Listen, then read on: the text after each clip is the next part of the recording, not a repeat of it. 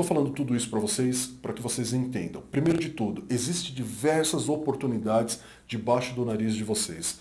Os parceiros de vocês, os concorrentes de vocês, outras empresas também precisam de ajuda. Você não precisa necessariamente trabalhar com esse modelo de negócio que eu acabei de apresentar, mas você prestar serviço para empresas que são do mesmo segmento que você é vantajoso e é fácil.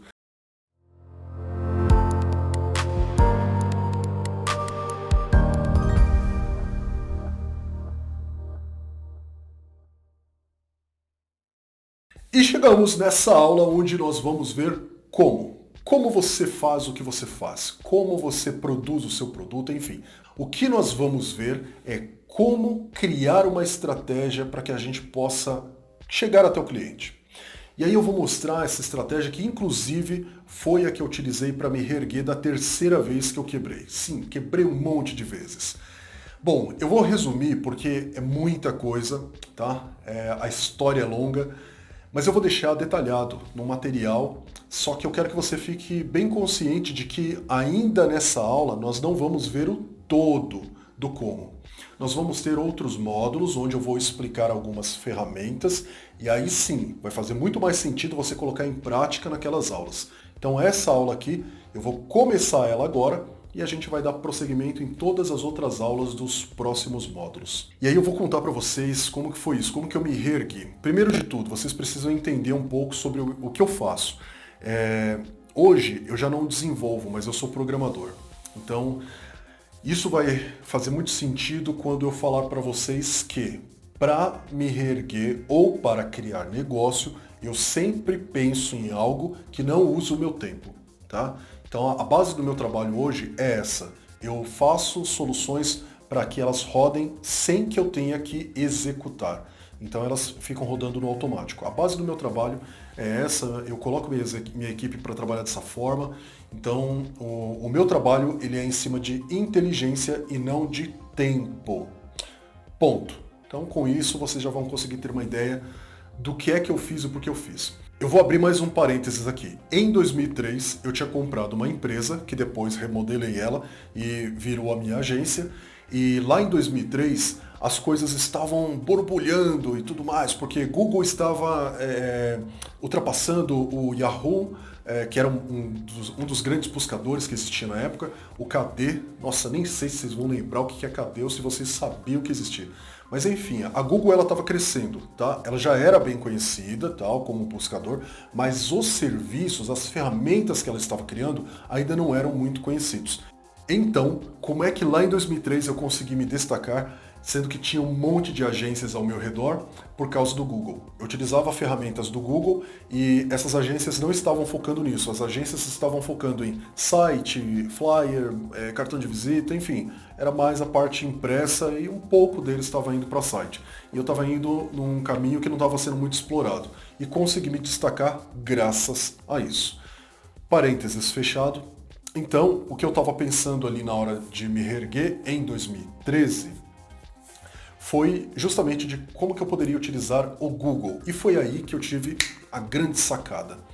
Na sexta-feira à noite eu comecei a pesquisar. Bom, eu já vou colocar em etapas aqui porque fica mais fácil para vocês lembrarem, tá bom? Então vamos começar. Primeira coisa que eu recomendo para vocês. Entra no Google e pesquisa 12 empresas do seu segmento. Tá? Se você tem um negócio, pesquisa 12 empresas do seu segmento. Se você vai prestar serviço para empresas e você de repente fala assim, não, vou pesquisar mais segmentos. Não, escolhe só um, tá? 12 empresas, apenas de um. Depois eu vou te explicar o porquê. Então a primeira coisa que vocês vão fazer é isso. Pesquisa 12 empresas da terceira página para frente. Não pega da primeira e da segunda página. Vou explicar depois porquê, tá bom? Então essa é a primeira coisa que você vai fazer. Segunda coisa que você tem que fazer, você vai pesquisar desse mesmo segmento, tá bom? Esse mesmo segmento na primeira e segunda página. Quais as empresas desse segmento que aparecem na primeira e na segunda página? Só para deixar bem claro aqui, essas empresas da primeira e da segunda são os concorrentes. Terceira coisa que você precisa fazer. Depois que você fez essas duas buscas, você precisa voltar nas 12 empresas e verificar se a página de produtos ou a página de serviços também estão aparecendo na busca. Porque é muito comum as pessoas acharem que eu tenho um site e está no Google. Não, se tiver a home, é só uma página, não é o site todo. Precisa fazer com que as outras páginas também apareçam. Portanto, o que você precisa fazer é verificar se as páginas importantes, que é de produto e serviço, estão aparecendo. Se não estiver aparecendo, você vai fazer uma tabelinha e vai anotar. Página do produto e serviço. Não está aparecendo, tá bom? Coloca um não ali, eu ponho um sim. Então já começa a tabelar essas informações. Próxima etapa que você tem que fazer é verificar se... Aí você vai sair da busca e vai verificar se essas empresas estão no mapa, lá no Google Maps. Verifica se na pesquisa do segmento, dentro do bairro, dentro da cidade delas, elas aparecem. Se aparecer, coloca sim. Se não aparecer, põe não. Tá bom? Próxima coisa que você precisa fazer é entrar no Google Trends. E aí lá no Google Trends você vai verificar qual é a região que tem mais interesse, quais são os assuntos que têm maior interesse, se aparece alguma outra empresa ali que pode ser considerada concorrente também, coloca todas essas informações anotadas. Então você vai pegar todas essas informações e vai anotar. A gente ainda tem outras informações que eu vou mostrar na prática. Vou pegar todas essas ferramentas, inclusive, mostrar na prática como é que você faz para utilizar elas. Mas dando continuidade. Eu fiz esse trabalho de sexta para sábado, sexta-noite para sábado. E do sábado para o domingo, eu comecei a colocar todas essas informações num relatório. Você pode baixar esse relatório no canva.com, você pode utilizar modelo no próprio Word. Quando você abre o Word 365, tem diversos modelos lá, você pode pegar um modelo. Você pode pegar uma apresentação do PowerPoint, colocar as informações ali bonitinhas e tudo mais. Enfim, o importante é você colocar de uma forma apresentável, tá bom? Na época eu tive que fazer na unha, não tem nenhum problema. Se você souber, se você sabe utilizar essas ferramentas, então faça na unha. O importante é que você entenda que não é para você dar orgulho para o professor. Isso daqui é para você fazer de uma forma que você obtenha resultado. Tem uma forma de você fazer rápida? Faça. Eu vou usar um modelo copiado de outro. Usa, não tem nenhum problema, não é competição, tá bom? Continuando. Bom, então na segunda-feira, lá vou eu, 9 horas da manhã, numa copiadora. E aí, por que eu fui na copiadora? Eu tinha que levar impresso, tá? Você não ligou para marcar, para agendar? Não fiz isso. A coisa mais difícil, que eu já sabia por experiência, era conseguir marcar uma reunião, ainda mais com um cara que, de repente, ele nem estava interessado. E outra, novamente falando, eu estava trabalhando com produtos da Google. Muitas pessoas não conheciam. Como é que eu ia falar sobre posicionamento nas buscas? Como é que eu ia falar do Google Analytics? Como é que eu ia falar do Google AdWords? Eles não conheciam essas coisas. Então, era muito difícil eu conseguir fechar alguma coisa por telefone. Portanto, vou até a copiadora, mando imprimir todos aqueles 12 relatórios e aí uma coisa estratégica, na capa eu mandei colocar a marca, a logo de todas as empresas. Dessa forma dava a impressão de que o material era da própria empresa. Então lá ia eu nas empresas e a estratégia era praticamente a mesma. Chegava na empresa, ia até a recepção, dizia para a recepcionista: eu gostaria de conversar com o diretor do departamento de marketing. Eram empresas pequenas, nem departamento de marketing tinha. Mas aí vinha a grande questão. Eu queria justamente que ela me perguntasse: do que se trata? E aí eu abri o relatório, começava a apontar um gráfico que estava bem evidente a empresa e os números da empresa ali. E na parte de baixo eu mostrava um relatório com os concorrentes. Ela conseguia perceber que eu tinha informações da empresa e que eu tinha informações do concorrente. E aí eu fechava e dizia que eu precisava conversar com o diretor para mostrar os números da empresa e falar também sobre a situação do concorrente. Isso diz alguma coisa? Nada. Não dizia nada, não quer dizer nada para ela, nem para ele, na verdade.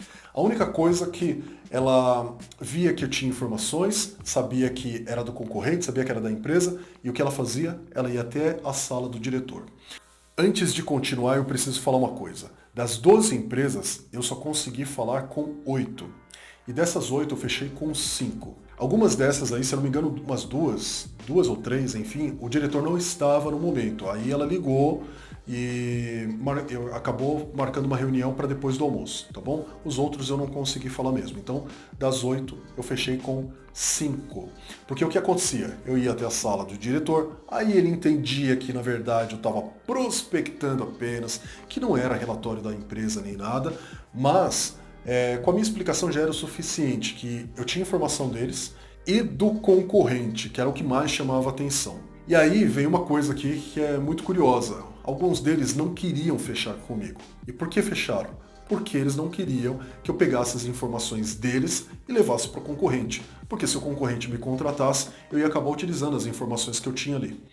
Então, essa estratégia aqui é uma coisa que é boa, primeiro de tudo. Quando você chega numa empresa, primeiro que você precisa entender, empresário não tem tempo para ficar lendo proposta, tá? Então, procura otimizar o tempo dos caras. As mulheres às vezes estão cuidando do negócio delas, tem coisas para resolver fora da empresa ainda. Então, o que você precisa fazer? Leva a solução. Não leva cartãozinho, propostazinha, leva a solução. Mostra que você tem informações ali que são úteis. Só para você ter uma ideia, dá uma olhada nessa mensagem de um cara que nem é meu cliente. Eu não pude atender ele, mas eu fiz uma coisa que a agência dele não estava fazendo.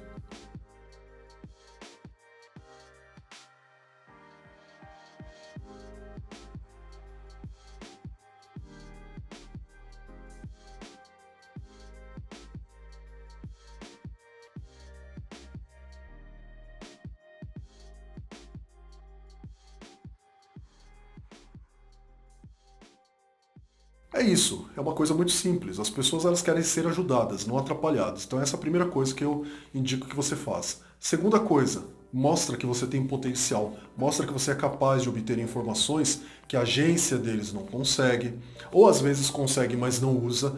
Mostra que você tem como obter informações para ajudar eles a obter vantagem em relação ao concorrente e vice-versa. Eles vão entender, vai ficar subentendido que o vice-versa está valendo. Só preciso falar uma coisa para vocês. Lembra que eu contei que das 8 eu fechei com 5? Muito bem, o que aconteceu com as outras 3? Bom, um deles não quis mesmo. Então eu quis correr o risco. Mas os outros 2, eles não tinham condições e no final das contas eles queriam fechar. Um deles fechou meio que a contragosto, mas o outro ele queria muito, só que ele não tinha condições. E o que eu fiz? Eu comecei a conversar com ele. Acabei de esquecendo, não falei para vocês. O segmento que eu escolhi foi de concessionária de automóveis. Por quê? Porque aquela avenida que eu fui naquele dia tá cheia de concessionária de automóveis. Foi só por causa disso, tá bom? Então, o que eu fiz para ele foi o seguinte, naquela conversa ele me revelou que ele tinha uma loja de autopeças. Então a gente não fechou nada, ele pediu para eu pensar, fui para casa, tal, aí na terça, quarta, quando foi na quinta-feira, eu tive uma ideia para ser aplicada. Entro em contato com ele e faço a seguinte proposta, que foi justamente o modelo de negócio que eu criei, a prova de crise. Eu propus para ele criar uma plataforma de vendas para vender as autopeças dele e eu ganharia uma comissão em cima das vendas. Ou seja, a proposta que eu estava colocando para ele era uma parceria no negócio dele. Uma parceria que não afetaria em nada aquilo que ele já tem estruturado, o modelo de negócio dele, mas eu montaria uma estrutura no lado digital e essa estrutura de vendas, eu ficaria responsável por ela e toda vez que executasse vendas em relação ao digital, eu ganharia um percentual. E foi isso que aconteceu. A única coisa que a gente precisou conversar foi qual percentual a ser utilizado. Bom, e aí, por que é importante eu falar sobre esse modelo à prova de crise? Porque quando foi em 2015, 2016, que a gente teve aquela crise da Dilma, ninguém sabia se ia ter um impeachment, se não ia, a situação do país estava meio desacelerando, enfim. Então eu coloquei em prática. Na verdade, eu coloquei em prática mais no finalzinho ali de 2016 e teve muita procura, porque as pessoas estavam com dificuldades de vender. E quando as pessoas têm dificuldade de vender, elas aceitam pessoas que estão oferecendo vender para elas. É isso. Por isso que eu chamo de um modelo de negócio à prova de crise. Porque o momento que eu mais cresci foi na crise. Eu estou falando tudo isso para que vocês entendam. Primeiro de tudo, existem diversas oportunidades debaixo do nariz de vocês. Os parceiros de vocês, os concorrentes de vocês, Outras empresas também precisam de ajuda. Você não precisa necessariamente trabalhar com esse modelo de negócio que eu acabei de apresentar, mas você prestar serviço para empresas que são do mesmo segmento que você é vantajoso e é fácil. Ó, eu vou deixar um arroba aí na tela para vocês acessarem, para vocês conhecerem. É da Mônica, ela é arquiteta. E aí alguns de vocês devem estar falando assim, poxa, eu entrei aqui, mas deve estar errado, você passou o arroba certo aqui, não é de uma modelo? Não, é ela mesma. E aí eu quero que vocês entendam. A Mônica, ela tem um jeito humanizado de lidar com o negócio dela. Muitas marcas precisam de assessoria para conseguir fazer isso. Inclusive, a Mônica, ela trabalha fazendo isso. Ela ajuda outras arquitetas, ela ajuda lojas aí de móveis planejados. Vocês conseguem ajudar outras empresas do seu segmento, seja direto ou indireto, porque eles têm uma grande dificuldade de lidar com isso. Não sabem lidar com marketing, não sabem se comunicar direito com o público, não sabem identificar quem é o público, o que é persona, como que eu faço para identificar persona. Então precisam muito de apoio nisso, tá bom? Explorem essas oportunidades que vocês têm.